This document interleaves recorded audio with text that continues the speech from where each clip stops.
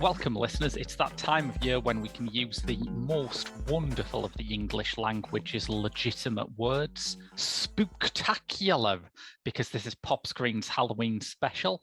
We are the Geek Show podcast dedicated to the good, the bad, and the ghoulish of movies, either starring, by, or about pop stars. No other podcast covers such a broad range of musical and cinematic genres, from documentaries to science fiction, from country and western to hip-hop.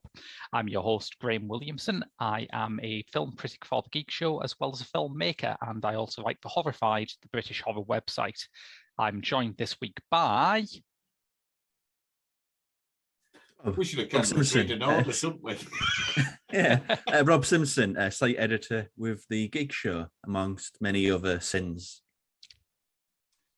And Mick Snowden, occasional contributor to a variety of podcasts on many aspects of popular culture. Indeed, indeed. So, David Cronenberg has said that the inspiration for today's film was imagining what would happen if a man got home from work and put on a video cassette of pornography. If Videodrome is what he thinks that situation would play out like, Cronenberg's home life is a lot more chaste than we all suspected. A bizarre, grisly death trip into the snuff movie mythology and the looming spectre of video censorship, released just 1 year before Britain banned so-called video nasties, Videodrome might well be his weirdest film, and he's adapted William S. Burroughs. Yet it still attracted name talent, including the reason we are gathered here today, Deborah Harry, seen here mutating into a movie star after the then recent breakup of Blondie. And here's the thing that I wanted to ask first and foremost. Perhaps more so than any movie we have covered on this podcast, I quickly forgot that Debbie Harry was Debbie Harry. Yes. Yeah, there's not a lot of movies you can say that about. Starting a movie. No. I think there are two things that help. One, the trademark blonde hair is gone. Yeah, that shouldn't be that big a thing, but when your band is literally called Blondie, it does make a big difference. Yeah. And the second thing is, I found myself distracted by the close-up shots on the TV of her lips, which made it look like she was the stunt double for the poster for the Rocky Horror Picture Show. Can I just say, is that an actual Videodrome poster you have behind you, Mick? No, but I thought it was the most terrifying of all the ones I could find, because although the imagery is quite tame, the words "based on a true story" are quite horrific. This is what I wanted to ask. Yeah, do we think this is based on a true story? I mean, there's an element of me that thinks it must be, because James Woods. Yes. It's true in the sense of a man had a TV station once. Yeah. And we all know that videotapes do exist, and we do know that there are things called Japanese pornographers, don't we? Yes, we do. Oh, thank God it's not just me then. Actually, one of the things that I was very amused at looking at that is it plays with that kind of mythology of the smutty foreign film, doesn't it? Because it's like, this is some years before Japan got stereotyped as the locum for weird, pervy shit, but it was kind of bubbling under. You know, in a previous generation, it would have been Denmark. Before that, it would have been Sweden. Internationally, anyway. Yeah. Yeah. Domestically, Japan was well aware of how pervy they are. Yeah. Of course, a few years after this was getting released on home video, Holland had sort of very similar Videodrome style broadcasts going on, because their satellite footprint overlapped the UK's satellite footprint. So if your dish was slightly misaligned, you could sometimes get this very wavy, ghosted, late-night Dutch television, which I think the best way to describe it is excessively liberal. Well, it's you'd expect as much, wouldn't you? Yeah. But it was like that. It was like finding a ghost channel between actual channels. It was weird. Which is why my favourite joke in Videodrome is after the lengthy speculation that Max Wren, the James Woods character, and his underling have about where this Videodrome signal, which is just like uninterrupted, horrific, sexualized torture with absolutely no plot, and they're fascinated by the idea of what foreign flesh pit it must come from. Yeah. And then I think is it Pittsburgh? Yeah. Yes. They think it's in Malaysia initially, but then no, it's in Pittsburgh. Yeah. And that's quite nice for a British audience because, of course, shortly after this was released, as I've mentioned in the intro, Videodrome was categorised as foreign filth likely to corrupt our healthy Indigenous citizens. It was. Yeah, it's kind of a weird thing that, because at the time, it probably had that sense of danger. And the first time I watched it, it really felt like anything could happen at any time. But this is the second time, and it felt much tamer. It's really weird. Really? Or maybe I've been corrupted entirely by other things. I don't think you have, Rob. I've noticed this over the past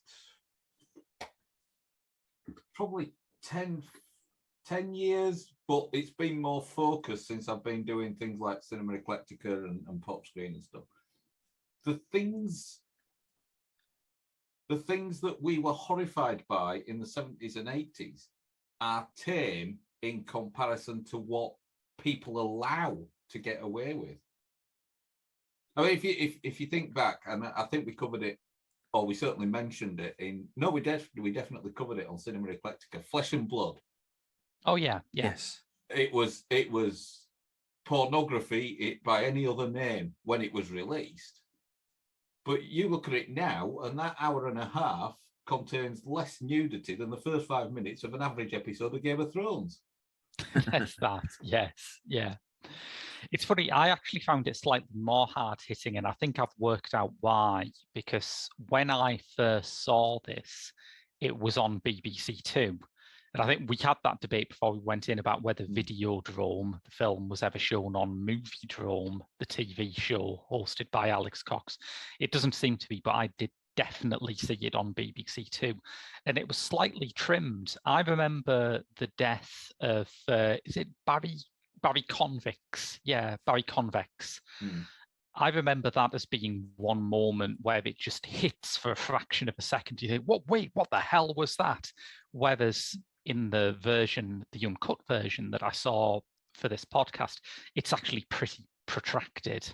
Yeah, it's like about a minute of him doing whatever that is. But I still think that in comparison to some of the stuff that would follow, certainly the stuff that gets the attention now for a modern horror movie to try and class itself as a modern horror movie, it's tame in comparison. Yes and no. Or I, like you mentioned, Rob, I'm desensitized to it because I'm a bad person. Remember, we did watch, The Littlest Reich together, Mick. We did. You remember that? I did. But exactly. That's what I mean, though. Videodrome, for all its gruesome body horror, which obviously is Cronenberg's stock in trade, it's tame in comparison to something like The Littlest Reich. There's that to it, but I think it's... I've been watching Children of the Corn recently, and oh God, why did they agree to do that?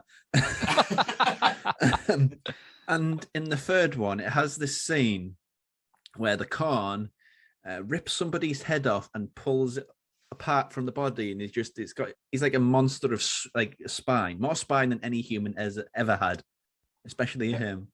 An corn and a ingress head. spine. But I think is just incredibly grisly. If you've seen any sort of Screaming Mad George movie, you think, okay, now calm down. We know you got money for effects, just easy off. And that was what, 1990s, something like that, yeah. But I think this is the point. I think with Videodrome, the violence that you see and the gruesome nature of that violence is not as shocking because it's not there just to shock. It's there to show how the Videodrome phenomena is affecting our characters. Mm. Whereas Yeah. ripping somebody's spine out and them having more spine than any human ever had before, that's just to use up the budget, isn't it? It's silly. It's just silly nonsense. But I'm going to compare Videodrome now to Brass Eye. Good. This is already a comparison I like.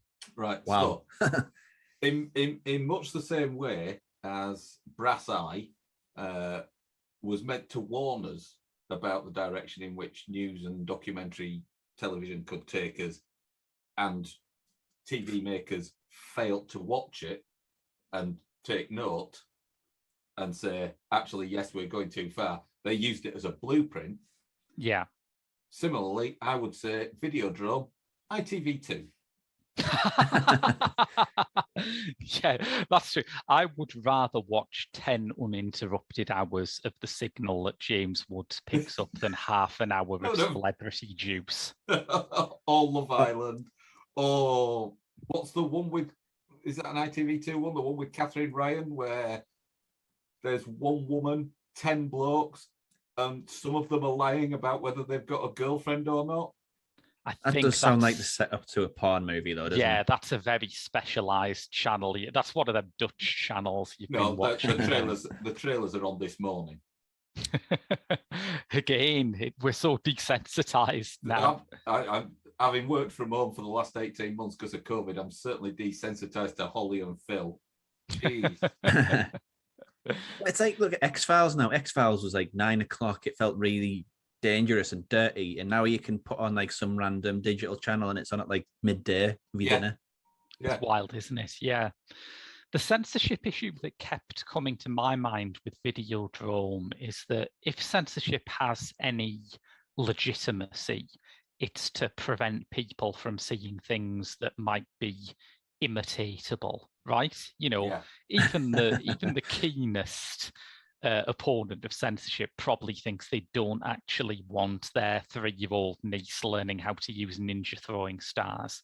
But where is the imitatable violence in Videodrome? If this had gone out as a PG, would we have like an epidemic of kids in school playgrounds growing gun dispensing vaginas in their stomachs? Well, and whipping each other in mud clay dens. Yeah. Okay, maybe that bit's a bit admissible. That was the thing. Yeah.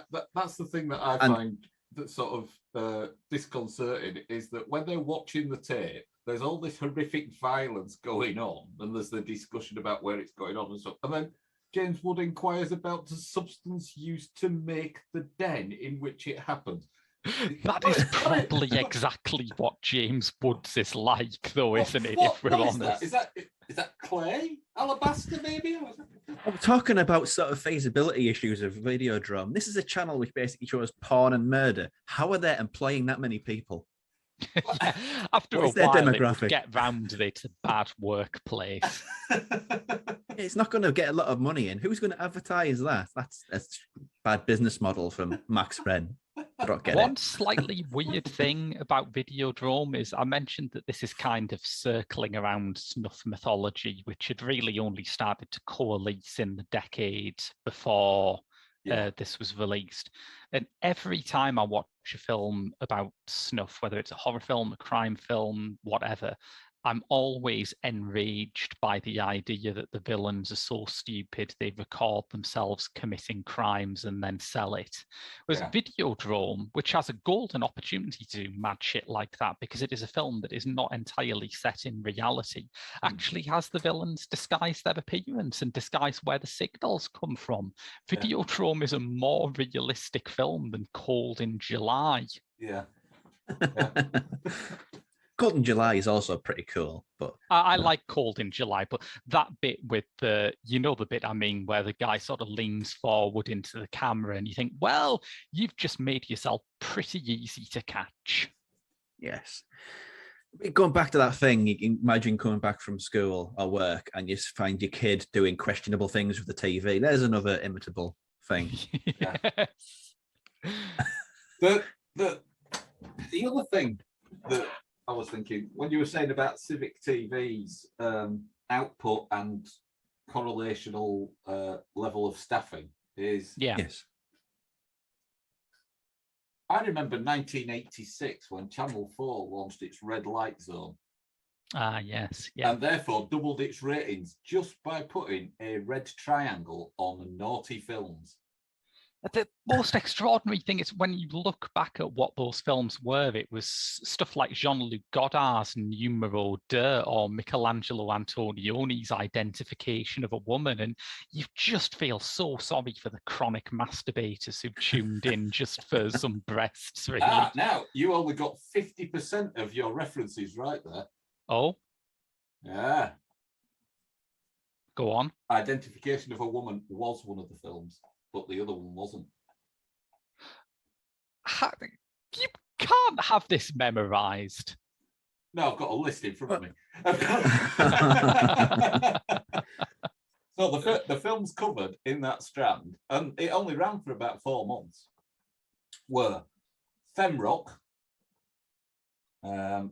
Pastoral Hide and Seek, Yes. which sounds like something that National Geographic would show at like 7 o'clock on a Sunday evening. And it looks like something you happen after you accidentally eat a whole pie made of acid. Throw away your books and rally in the street. Identification of a Woman. Pixote. Wow, that is not a sexy film. The Clinic. Montenegro, aka Pigs and Pearls. Die Beirut.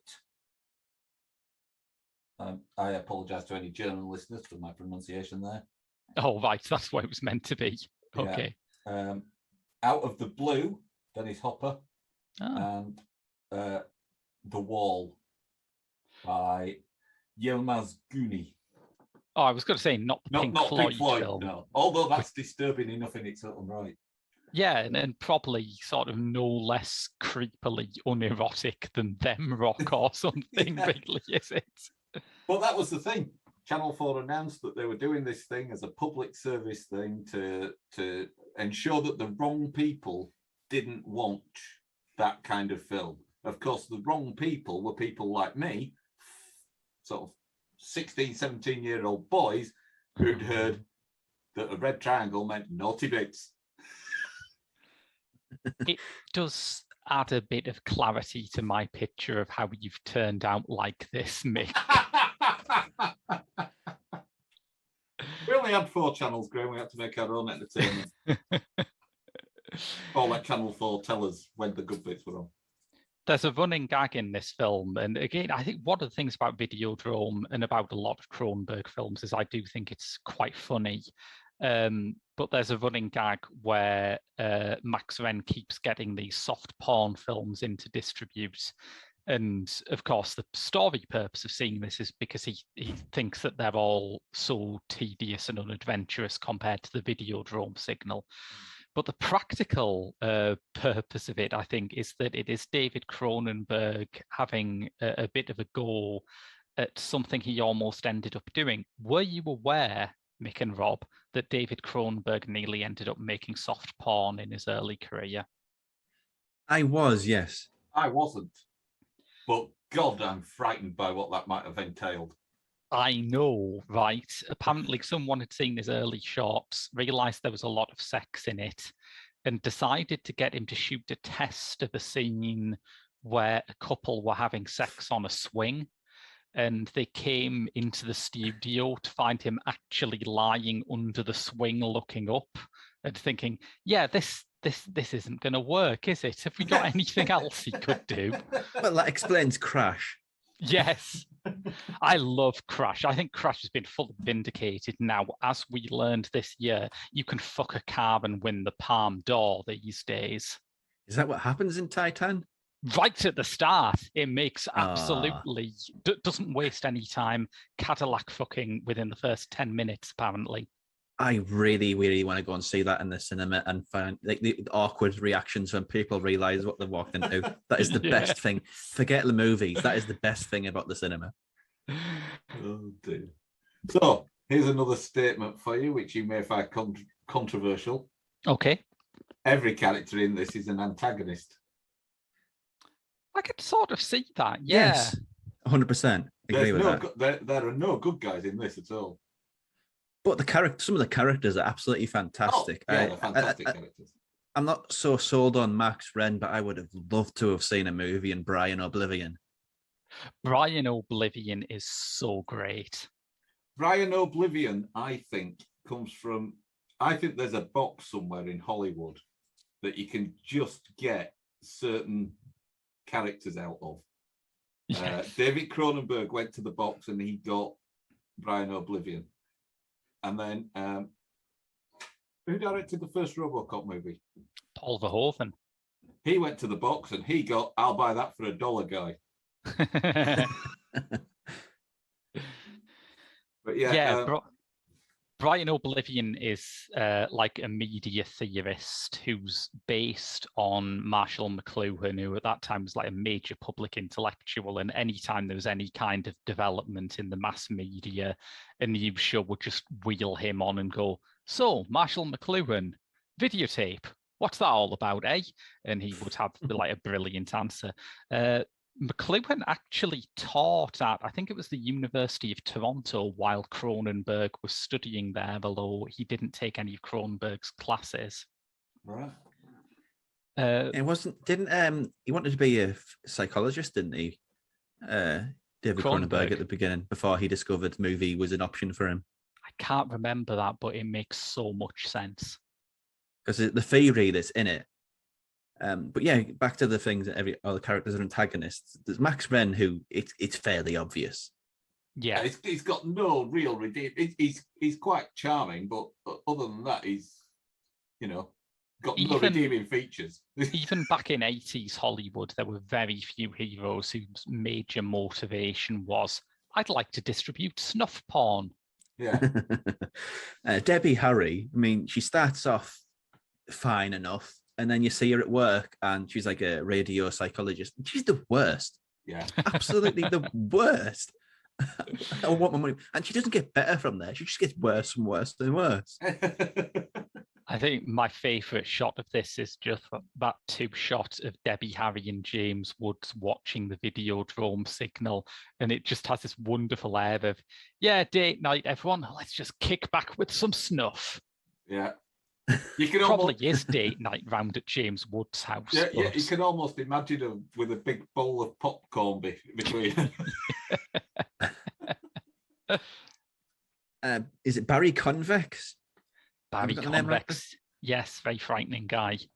He can kind of make a case for him being a protagonist and relatable, but it take a little bit of mental gymnastics.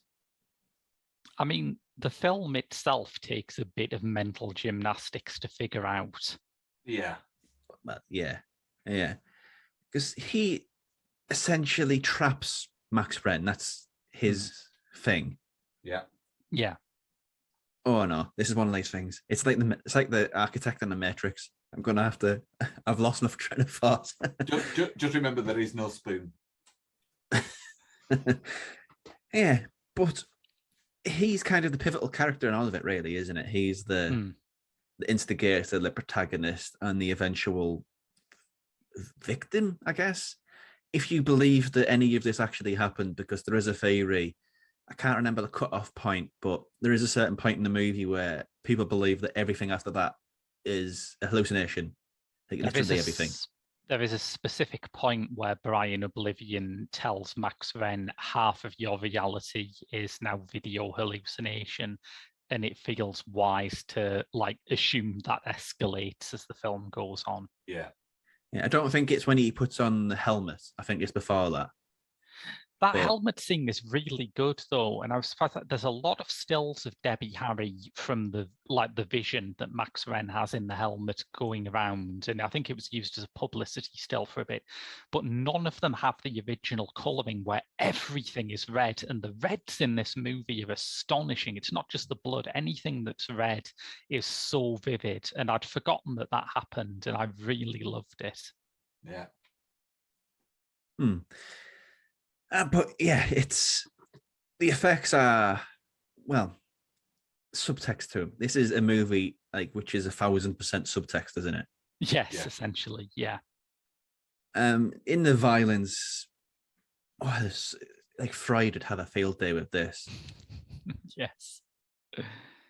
And the actual like meaning of the movie as well. The subtext just seeps into everything, much to the point where I've heard people say that this movie doesn't actually work very well in the cinema Oh, because it's not really talking about cinema. It's talking about home media. It's talking about things that you share in sort of the privacy of your home. So it heightens the meaning behind everything that happens So by watching it at home. And at cinema, like, there's that sort of separation between you and what it's trying to say. so it's almost like that Blair Witch effect, that the media that it's aimed at or contains means it's rendered useless for the big screen. Yeah, it's Yeah. kind of like all like found footage as well. Found footage doesn't make sense to be in the cinema either, really. I think that makes a lot of sense because the very first thing we see in this movie is Max Wren with, and this is one of the many things in the film that I think is so prescient. He has like a television station that is like his desktop assistant and says, "Hello, Max, today you've got to do this, this, and this." And he's watching this in bed. And when I watched this for the show, listeners, I was watching it in bed too, and I felt very, very weird about that all of a sudden. Yeah, I've just thought I could have set it up so that my Google Assistant woke me up by playing that clip from Videodrome. Yes. How weird would that have been? Whoa. yeah. It's quite complicated though, isn't it? Really, what it's trying to say, because it was about sort of home video and TV stations and sort of separating media into sort of a very private thing. Yeah. Where things can get niche and messed up and weird. But it also works the internet, basically, really, doesn't it? Completely, yeah. I mean, I watched Cronenberg's Existence for Cinema Eclectica a few years back, and I liked Existence. I liked it much more than I thought. I think it's a very fun watch, but it does suffer from the fact that anything Cronenberg might want to say about the internet, about video games, about anything in that kind of area is something that is already kind of latent in Videodrome. Yeah. All you need to do is change the media, and you're saying the same things. It's that it can control you. It can becomes personal in this uncomfortable way. Yeah. And I don't think he imagined it being that prescient. Not many movies are this prescient, honestly, but it's kind of miraculous how it's evergreen as far as what it's trying to say. I think maybe part of that is the Marshall McLuhan influence, that when Marshall McLuhan was talking about media, he wasn't talking about it in that kind of natural born killer's way of, is television, is that good or bad? Can you work that out for us? It's like a more abstract view. What does it mean that we now have media in the home? What does it mean that we can now have media in the bedroom? And it's like the fact that this is saying that about video cassettes doesn't really make a difference. The essential issue it's talking about is something that's still relevant. That's it. It's entertainment used to be prior to TV and radio and stuff. Entertainment was a thing you had to go out and seek. Yeah. And now suddenly it's the invader. Yeah, absolutely. Yeah. And, you can look at that in two ways. You can say that it's more comfortable, that it's more cozy, that it's more familiar, or as you said, you can say that it's an invader, that it's wormed its way into your private life. Here's the thing, though. That's the thing, though, isn't it? You can't really escape it. No. There are areas of popular culture that I cannot escape. Yeah. I didn't want to know about the Catherine Ryan show on ITV2, but I happened to walk through the living room as a trailer for it was on. Yes. I'm now getting treatment to try and have that sort of removed from a. If you think that's bad, there's the TV show in which I can't remember the name who plays Keith Lemon. Lee Francis. Oh, that's his the name. one where he plays Amanda Holden's nan. Yes, I wish I never knew about that, but that is buried deep in here, deep. Are you happy, Cronenberg? Are you happy? Listeners, you're getting a free reaction video this week as you watch my face as I learn that that's a thing that exists. And I wasn't sure that's what it was on the advert. Something weird with that woman, that elderly woman's face. I don't know what's up with that. Well, and I went on Twitter and I thought, initially I thought it was a new comedy vehicle for Elton John. But then no, I noticed the unfunny taint of Keith Lemon permeating the dialogue. Indeed, yes. But here's the thing. Here's the thing about Videodrome, which we'll all be happy to get back on the comparatively less disturbing topic of an early David Cronenberg film. What do we think this film is saying about censorship? I don't think it's pro. It kind of you could make a case for it to be pro censorship, really, couldn't you? I think you could, yeah. Not with much wiggle room either. I think what it's saying is that whilst it may be wrong to control what people consume, at the same time, you can't rely on their self-control to keep them safe. Yeah. Well, wording it another way, freedom is liberating, but where's the limit? Where's the point where you've gone too far? And Max Wren is that point. He is both of those things, like he humanized as an object, as an idea. You could very easily watch this and say that it's pro-censorship because, watching Videodrome turns Max Wren into a murderous freak, which, doesn't sound great.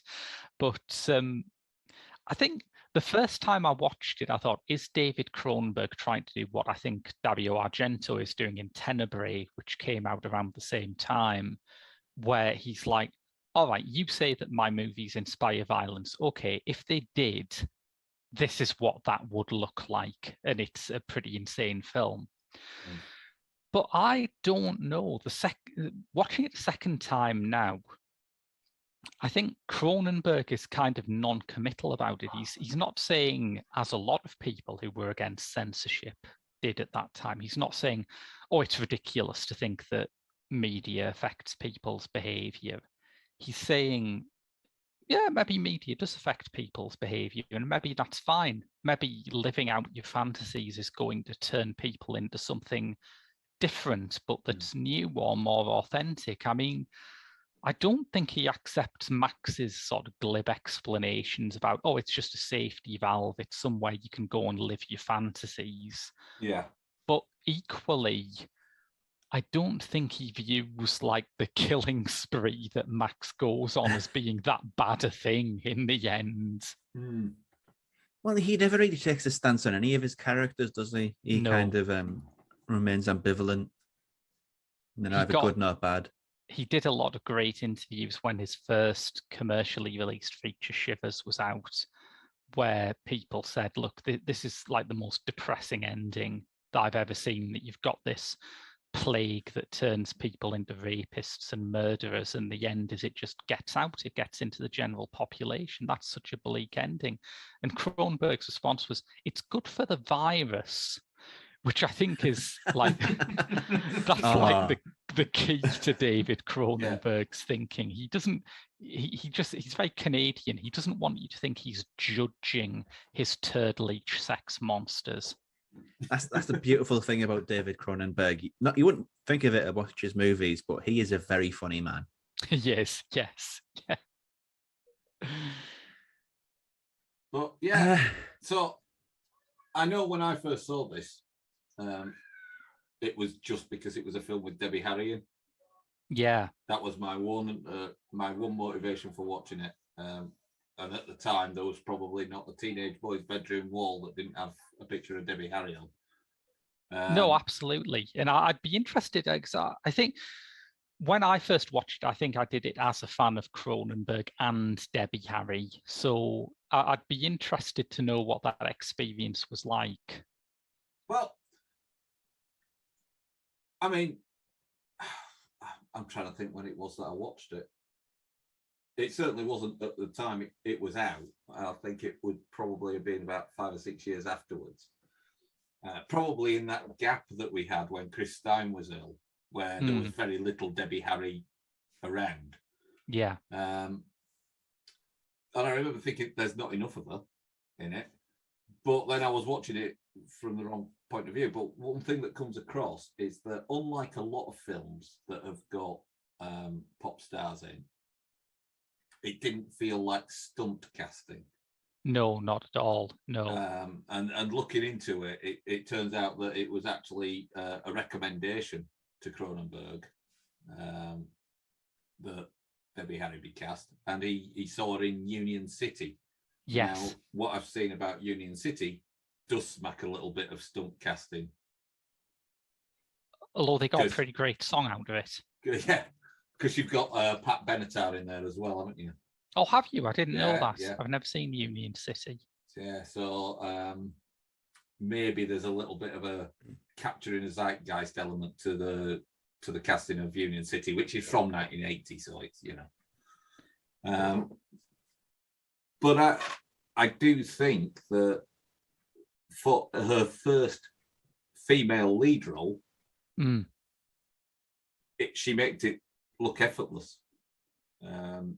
And it's such, I mean, I realised Debbie Harry has like a background in the punk movement, so she was never gonna like make a film debut in a remake of Beach Blanket Bingo. But even by punk standards, this is an astonishingly ballsy project to want to be involved in. Yeah. So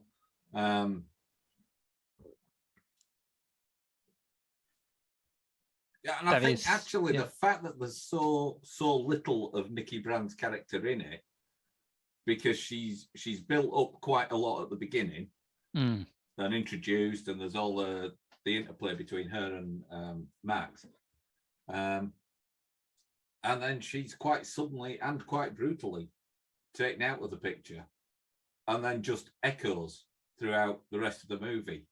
Yeah, it's actually it makes the performance more powerful, I think, than it would be if she'd been like, you know, which was unlikely in a Cronenberg film. I accept that, you know, her and Max had gone off and ridden off into the sunset. You say that there was actually an ending to this which Cronenberg filmed but cut, where it was revealed that Max Wren's killing spree was actually converting people into video signals in a kind of Brian Oblivion style, and he met up with Nikki Brand and all of the other people who died on the Videodrome set at the end. Which is why when he shoots one character, he says, "I'll see you in Pittsburgh." That would have literally been the ending. They'd have been transferred into this video signal in Pittsburgh.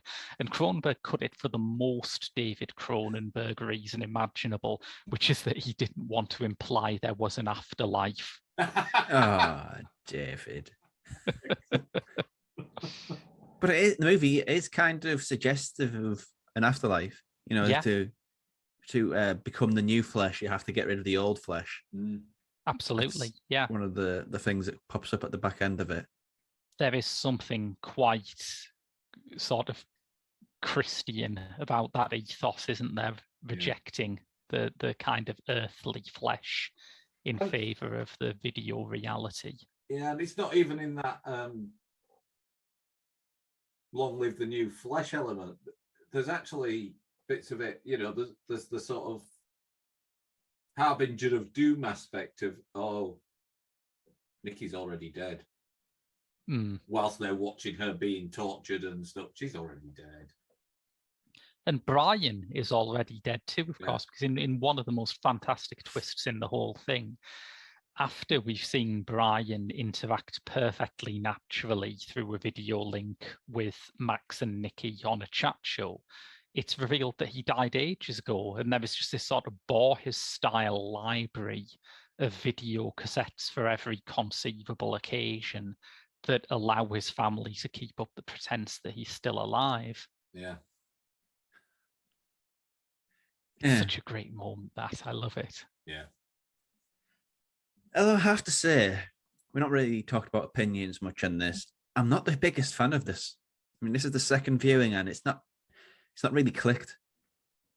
I think there are the weird Cronenbergs. I realize every Cronenberg is weird, but the weird Cronenbergs are kind of love it or hate it affairs. I definitely have met people who are otherwise Cronenberg fans who aren't keen on this, aren't keen on Naked Lunch, aren't keen on Cosmopolis. I think it's just a strand of his work that is not for everyone. I mean, there's this running narrative that David Cronenberg's fans all come from his American output. And they all cite like Videodrome as the favorite, but this isn't an American film. This is a Canadian film, which is one of the things that always runs through my head rampantly. This is financed by the Canadian Film Office, I think was the name of the institute which put this together. They also did The Brood, which is weird.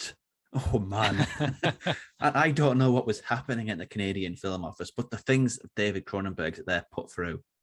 What happened was, actually, the history of the Canadian Film Office is quite an interesting one, because apparently what happened was James Wood turned up with this videotape.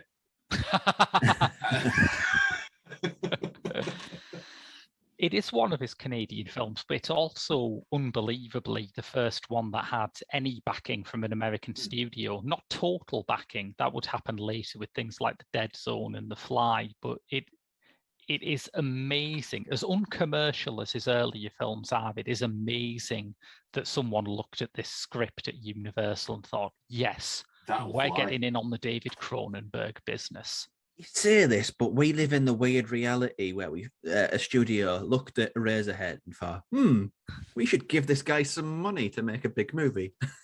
Yeah, well, in that case, it's the same weirdo who was giving Cronenberg his big break, because The Elephant Man and The Fly were both produced by Mel Brooks. Yes, they were. He never gets credited as that, does he? Because he wants a separation, because he thinks people will think of it as a comedy because of his history. But what a guy. Speaking of confusing things for comedy, here's a thought experiment for you, Graham. Okay.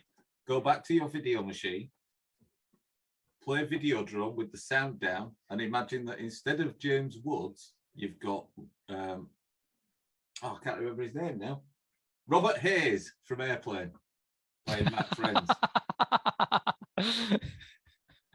There are certain angles that Max is shot at that he looks more like Robert Hayes in Airplane than he does James Woods. Well, which Brooks is it?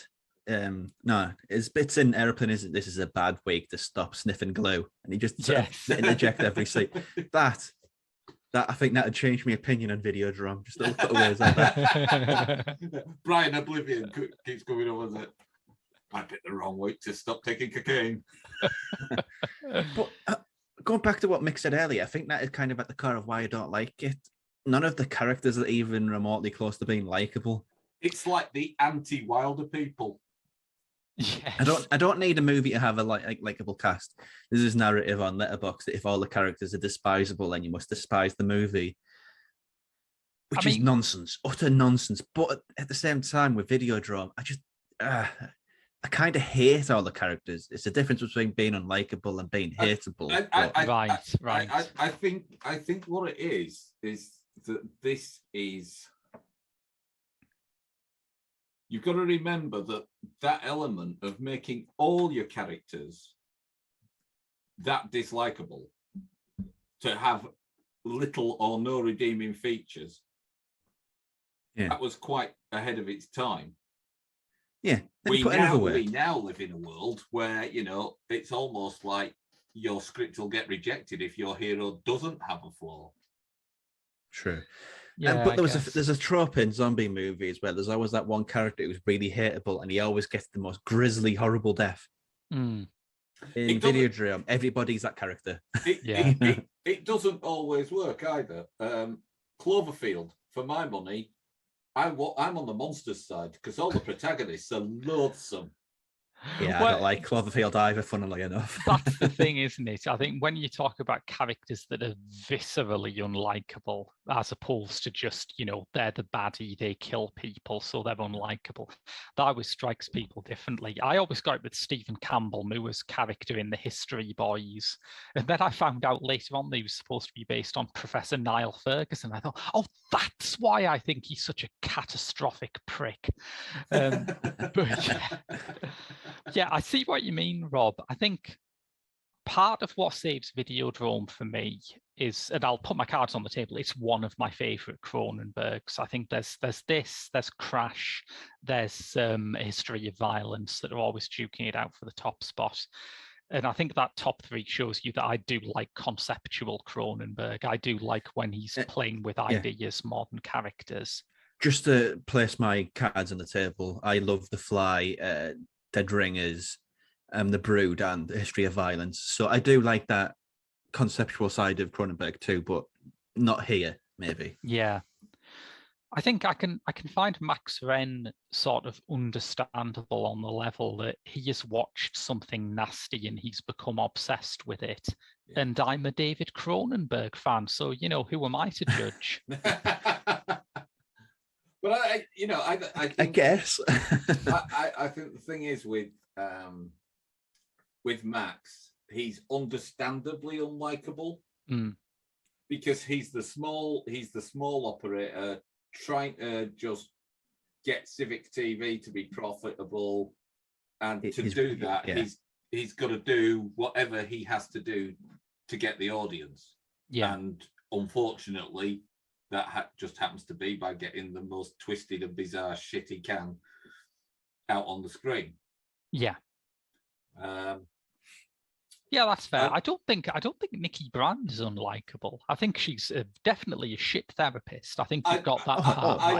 I think there's a shallowness about her.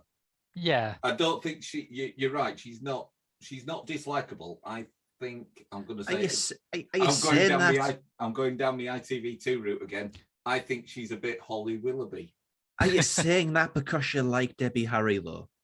Well, no. I think because there is that sometimes you can't. I'm not saying it's the case of you two, but sometimes people can't separate actor from role. Yeah, no. I'm asking questions and not like suggesting you're being that. Yeah, no. What I'm saying is, and it kind of ties into what you're saying. What I'm saying is that Nikki Brand, to me, is the kind of character that you would see at a function and go, "Oh, she's quite attractive." You'd start talking to her and she'd be quite nice to talk to for about 10 minutes. And then she'd say something incredibly racist or sexist or homophobic or something about 15 minutes into the conversation. You go, whoa, where did that come from? I can imagine a film where Nikki Brand could appear completely unaltered and be the villain. I can imagine her being one of the tabloid TV hosts in Gone Girl, for instance, and you would just find her loathsome.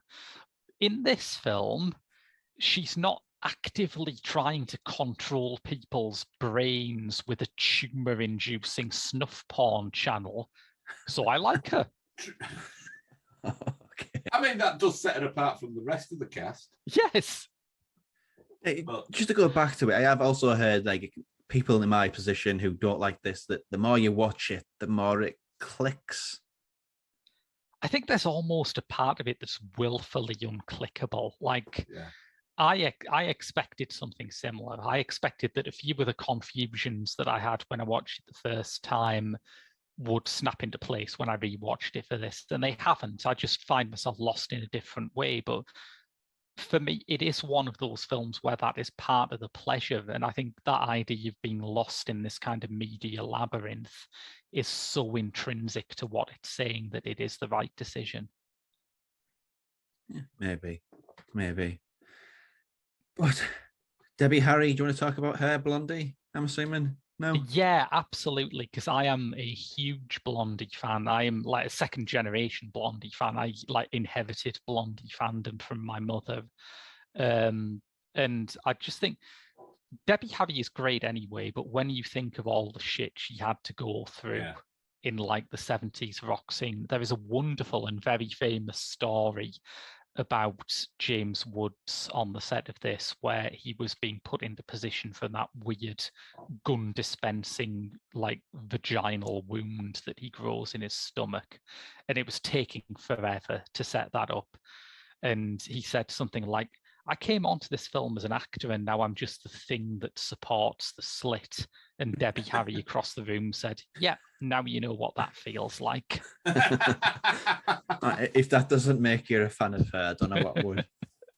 But yeah, I mean, and this is the period where she was sort of between Blondie's split after the Hurting album and her re-emergence as a solo artist about 86, 87 with French Kissing.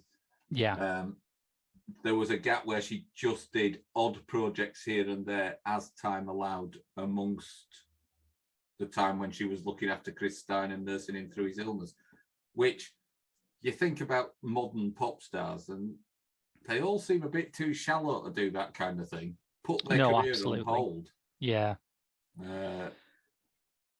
That all being said, she also penned the worst rap song in music history ever. So you say that, but the Black Eyed Peas are still recording. There's time for them to overtake. Say what you like about Andre 3000's still alive, so who knows? Say what you like about Debbie Harry, but she's not will.i.am. Andre 3000 is balmy, is what I was getting at more than anything. Well, yeah.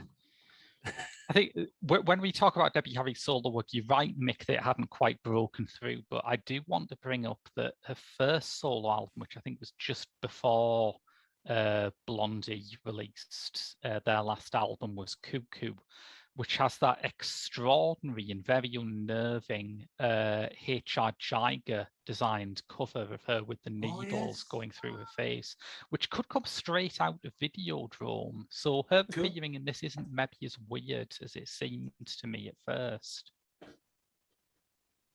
Okay. We're all looking up the cover of Cuckoo now, and quite right too. It's amazing.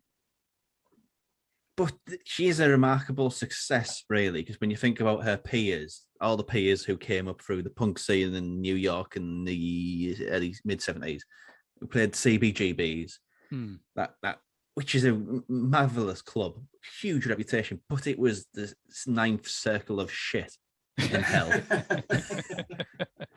And most people of that generation never really, I mean, the Ramones withstanding, none of them really broke through like she did.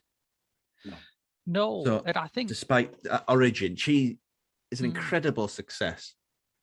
One of the interesting things to me about Blondie is that they managed to switch genre from punk, which at that time was considered to be a very underground, very authenticity-focused scene, to making disco, which was regarded as the exact opposite. And of course, both of those things are simplifications. There's a lot about punk rock that's cheap and silly, and there's a lot about disco that's actually quite sort of profound and meaningful. But that's how they were regarded. And I think there's an astonishing bravery to that as well, to be able to put out a song like Heart of Glass and say, you know what, this isn't a sellout, this is just a fucking great record. Yeah.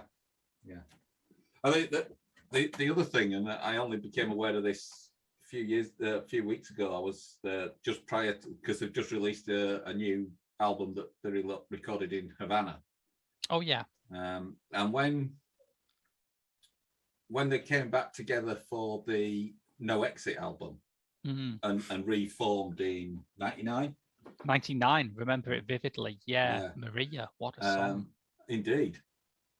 Debbie Harry only said yes on the understanding that they just did new stuff, that they weren't going to go on tour and do parallel lines ad nauseum until they all dropped dead. They were going to go out and do new stuff. Yeah. And I think there's a kind of restlessness about her that really appeals to me. Again, that genre hopping aspect. I recently, during lockdown, I started listening to Polly Styrene's solo work. Polly Styrene, the lead singer of X-Ray Specs, which is remarkable, but it sounds nothing like X-Ray Specs, so it flopped. And that was the stakes at the time, that punk was kind of a purist all or nothing thing. You Yeah. either were a punk and you were a punk until you died, or you were a faker. Yeah. And Blondie really navigated that very well. Yeah. Always Indeed. surprised though, despite getting off to a very good start with this, most obviously, always surprised that her acting career never amounted to more. Well, I think she worked with renegades, really, didn't she? So outside directors like John Waters, Cronenberg, these sort of people. And I think also part of it is that they're the kind of projects that you can operate on when you're just doing oddball projects when you can fit it in. You know, the kind of movie project that takes like 2 years to film, you can't really give that time over. So I think that's why she never had the big budget blockbuster career. Yeah, well. yeah, maybe there's a lot of truth to that. Yes.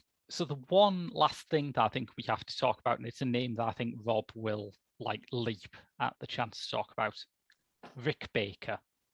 Oh yes. These special effects in this. Is it actually Rick Baker who did this? It is Rick Baker who did it. Yeah. Yeah. Who's kind of an icon, really. And the effects are, there's some way you see it and you think, at the first time you see it, you think, oh my God, this is like, what's that figure of speech? Some things are so advanced, they make look like magic. Yeah. Yeah, Clark's Science is so advanced, it looks like magic. Yeah. First time you see it, everything's like that. Like the TV thing, it boggles the mind how they would even conceive of doing things like that. The exploding man, the slit in the stomach. These are all, every one of them is an iconic event in cinema, in horror cinema history. Everybody knows all of them very well. The thing is with the slit in the stomach is it's actually really easy to work out how that was done, but you find yourself looking for the join and you can't see it at all. It's so well concealed. Yeah, the one with the TV, I think it's a balloon, the way they've done it, because at one hand, you see his hand touch it and the way it flexes around his fingers. It's like there's a balloon. Yeah, but it's then, how do you rig up a balloon that then has back projection of someone's face on it? That's... Yeah. It's absolutely incredible. He's like one of the all-time great effects geniuses, honestly. And the fact that this isn't like the crowning achievement of his career, it's just one of the many. It's a good point. This would be the high point of any other effects artist's career. When you look at The Thing, Robert Bottin, I think that is. Yeah. I don't know anything else he's done. Can't think of anything. What's he called now? Tom Savini. Yeah. All he does is gore. Yeah. Good gore. Yeah, fine. But gore is gore. Yeah. You know. You've seen one gore, you've seen them all. Yes, you have, Mick. Yes, you have. Even spine's been pulled out. You see, like Screaming Mad George, his all is the same. It's like, calm down, calm down. Just have a cup of tea and calm down. He lacks the careful restraint you would expect from a guy called Screaming Mad George. It's true. It's a Japanese guy as well. You know, it's not nothing what you think it'd be. Screaming Mad George is a bit of an enigma. Yeah. But everything which Rick Baker has done is kind of like genre defining. Yeah. And genre expanding. He's one of the all-timers, in my money. No. If anybody even, and I don't think it'll ever anybody even come remotely close to sort of matching his peaks, because I watched *Malignant* recently, the new James Wan movie. Hate it. I'm sorry. It's like a movie where everybody took cocaine and it's turned into a bad movie. I mean, that's not the sort of movie I like. I like it where everybody's taking cocaine and it's somehow magical. It's the wrong. And apparently, he made that movie as a palate cleanser between Aquaman. Is it Fair Aquaman? Aquaman? Aquaman. I think a quote there was, he doesn't like working in PG. He wants to do the gore. He doesn't want to pull away. He wants to show it all. And that's all CG. And it's silly, really, really silly. So I don't think there's going to be another Rick Baker because the industry won't allow there to be another Rick Baker. So with movies like this, I think they'll always be relevant as sort of parts of cinema history. They'll always be exciting to look at and experience, even if we know exactly how they're done. Yeah. They're incredible to watch. But the thing is, it's that thing, isn't it? You know how it's done, Yeah. but you can't just go away and do it. No, That's the absolutely. thing. You appreciate the craft, really, don't you? Yeah. It's not like a Blue Peter episode where Rick Baker comes on and shows you how to make a person explode from the inside. Rick Baker, I mean, Rob is absolutely right. He's done so many things that have redefined the part of cinema they dealt with. He's also got one particular claim to fame that I only found about when I was researching his work on this film, which is that he is, in all likelihood, the only person to have grossed out David Cronenberg. Oh. Wow. And his other claim to fame, Harry and the Andersons. Well, that's what he grossed Cronenberg out with, actually. His original concept for the organic gun that Max Wren has that grows into his hand was he wanted it to have eyes, teeth, and a retractable foreskin. And Cronenberg said, no, that's actually slightly too gross for me. Yeah. I went a bit more extreme with the Existence gun, didn't they, if I remember? But it's been a long time since I've seen that. It's very meaty and it shoots teeth. I don't know. I feel like this gun is nastier because of the way it burrows into your hand. The Existence gun is kind of nasty, but I also looked at it and I thought, oh yeah, I think I remember picking that out of a takeaway curry one night. Oh, right. So it's like the episode of Red Dwarf of the curry monster. That's basically it is very much like that, yes. Okay. But if Rick Baker had used his original design, that would make this film an interesting entry into This Had Oscar Buzz's Cronenberg quiz, where they go through all of his movies and say, okay, is this one horny, gross, or both?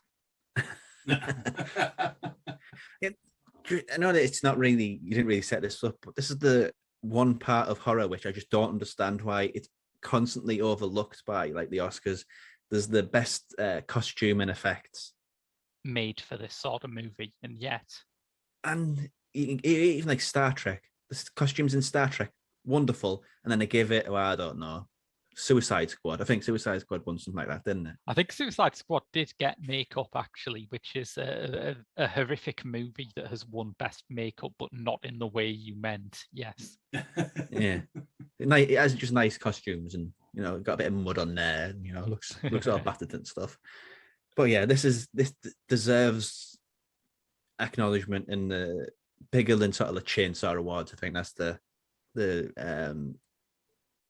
horror awards that they do every year. Yes, yeah. And the ones where you get that horrible, ugly man face statue that I can't remember the name of. The Rondo Awards or something. You've got me thinking now. Because you know how the comic book movies have been taking people away from niche areas and giving them blockbuster budgets, like Taika Waititi and James Wan. And James Gunn, of course, who, I mean, as much as he's established in that arena now, it is still mad to think that someone could start out with trauma and end up working for Disney. And mix the mid sliver, and it's give him like your child friendliest thing possible. But whilst on the subject of James Gunn, can you imagine if instead of James Gunn they'd appointed David Cronenberg to direct The Suicide Squad and gave him the Nathan Fillion character with the detachable arms? Yes. And a supervillain called Weasel. Yeah. And let's face it, Rucker's character is basically a scanner. I have yet to see the Suicide Squad, so well, it improves over the original in one important aspect. It's got 3 more letters in its title. His son, Brandon Cronenberg, has kind of picked up the baton from his dad, David. His movie Possessor, I didn't like it because it just felt like a tribute act to David, his dad, but many people loved it. Interesting companion pieces together. If you watch sort of Videodrome and Possessor back to back, you would get variations on very similar things. Do you pick up a baton from David Cronenberg, or do you extract It's a it fleshy- from somewhere there isn't a well, hole? I was going to say something then and realised how bad it would have said. I was going to say you pick up you pick up a fleshy baton, and I thought, no, Rob, don't say that. Well, I mean, I haven't seen any Brand Cronenberg stuff, but if you are disappointed with them, it's no matter now, because as St. Vincent recently sang Daddy's Home, David Cronenberg is currently working on his first film since 2014. It looks, to use this had Oscar buzz categorization, it looks gross as hell. Wonderful. Cool. It's been too far long away from What was horror for such a long time. What was the 2014 one? Was Maps to the Stars, all right. which What- is Yeah. interesting. Did you mention film, very Cosmopolis bleak. earlier? Yes, yeah, And then he did a deadly method. No, a deadly a method. dangerous method. Yeah, Yeah. Cosmopolis, was that the RPATS one? certainly was. Yeah. Yeah. There's a free copy on Blu-ray for anybody who wants it. Oh, me, sir, pick me. I love Cosmopolis. I love Damn, that he was too quick. David Cronenberg is the one man in the world mad enough to read a Don DeLillo novel and think, yeah, you can basically film that as is. All right, it's yours, mate. It's yours. Next time I see you, remind me before we meet up. How do I illuminate this thumbs up? Yeah, that'll do. You do know that Zoom's got a thumbs up option. Yeah, but look at that. That's a real effect, that, Mick. None of your CG. Yeah, Yes. that's my effects. CGI version. I'm the Rick Baker of thumbs ups. Well, I think that about wraps it up for our Halloween special, right? Yeah. I think that Yes. was pretty damn ace. Remember, listeners, if you also thought that was pretty damn ace, we do a monthly bonus episode, and that's exclusively on Patreon at www.patreon.com/The Geek Show, where you can also find our other movie podcast, Director's Lottery, where we pick out a random director and do 2 of their films every month, and my Doctor Who reviews. We'd greatly appreciate if you paid for our Patreon, but if you want to do something a bit simpler and a bit cheaper, you could just give us a review on your podcast provider of choice, and that also helps us out a lot. But until next week, when we'll be back at you with more Pop Screen, that's been your lot. I've been Graham. That's been Mick. I've learned from my mistakes. That's Mick. No, Say goodbye. not Goodbye, on my Mick. screen. What you just did was said, that's Mick, and pointed at Rob. Okay, so if I do this, No. Well, Rob, that's say Mick, goodbye. and I'm Rob. Bye.